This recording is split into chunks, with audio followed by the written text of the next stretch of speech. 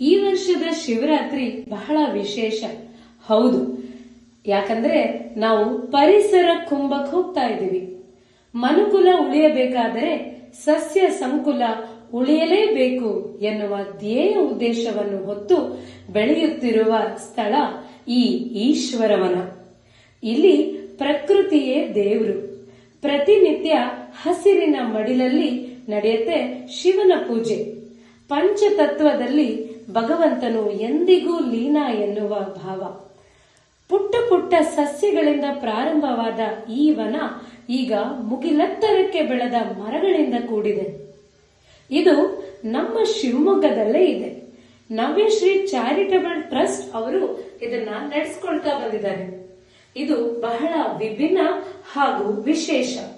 ಸುಮಾರು 2 ಎಕರೆ ಜಾಗದಲ್ಲಿ ಈ ಒಂದು ಈಶ್ವರವನ ಬೆಳೆದು ನಿಂತಿದೆ. ಕಳೆದ 6 ವರ್ಷಗಳಿಂದ ಪ್ರತಿ ವರ್ಷ ಶಿವರಾತ್ರಿ ಆಚರಣೆ ಬಹಳ ವಿಶೇಷವಾಗಿ ನಡೀತಾ ಬಂದಿದೆ. ಪ್ರಕೃತಿಯಲ್ಲಿ ಶಿವನ ಪೂಜೆ, ಆಹಾ, ಕೇಳಕ್ಕೆ ಮೈ ರೋಮಾಂಚನ ಆಗುತ್ತೆ ಅಲ್ವಾ? ವೇದಘೋಷ, ಶಿವನ ಮಂತ್ರ ಪಠಿಸುತ್ತಾ ಮರಗಳನ್ನ ಸುತ್ತುತ್ತಾ ಶಿವನಿಗೆ ಅಭಿಷೇಕ, ಪ್ರಕೃತಿ ಸ್ವರೂಪನಾದ ಶಿವನಲ್ಲಿ ಸಂಕಲ್ಪ ಮಾಡ್ತಾ ಪ್ರಕೃತಿಯನ್ನ ಕಾಪಾಡ್ತೀನಿ, ಉಳಿಸ್ತೀನಿ, ಬೆಳೆಸ್ತೀನಿ ಎಂಬ ಶ್ಲೋಕದೊಂದಿಗೆ ಶಿವನಿಗೆ ಅಭಿಷೇಕ ಎಲ್ಲೂ ಸಿಗೋದಂತಹ ವಿಶೇಷವಾದ ಅನುಭವ ನಮ್ಗೆ ಇಲ್ಲಿ ಸಿಗತ್ತೆ.